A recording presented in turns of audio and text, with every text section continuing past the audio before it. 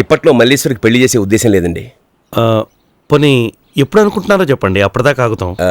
అసలు ఆ విషయం గురించి ఆలోచించలేదండి. వేరే సంబంధం ఏదైనా? అబే అలాంటిదేం లేదండి. పోనీ తను ఎవరైనా ప్రేమించిందా? లేదు. ఇంకేంటండి ప్రాబ్లం?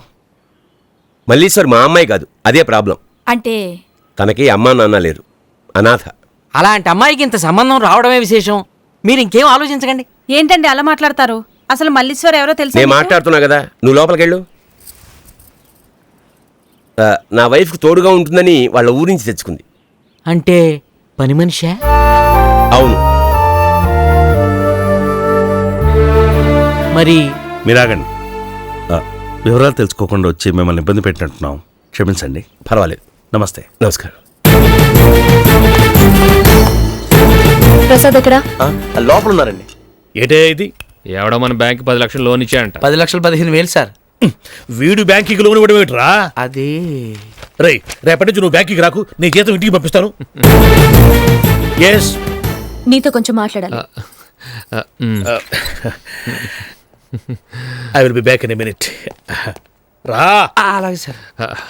రండి ప్లీజ్, కొంచెం.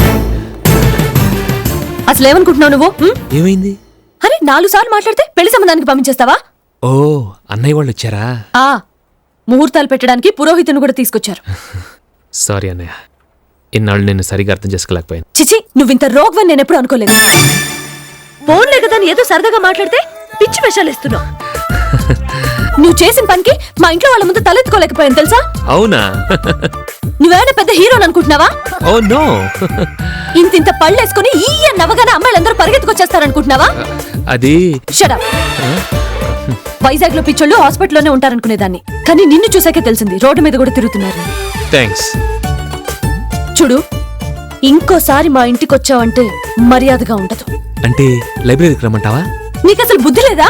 ఉంది, కానీ ఎక్కువగా వాడను. నన్ను అనవసరంగా రెచ్చగొట్టద్దు. ఈసారి మాటలతో వదిలేస్తున్నాను, నెక్స్ట్ టైం చేతులతో చెప్తాను. అలాగే, నేను వెయిట్ చేస్తాను. ఛీ! నా కోసం. ఓకే ఓకే, తప్పకుండా తీసుకెళ్తాను. రెడీగా ఉండు. ఓకే. ఏముంటుంది? సినిమాకి వెళ్దామని ఒకటే గొడవ అండి, నేను కుదరలేదు, అందుకే కొంచెం కోపం. సినిమాకే?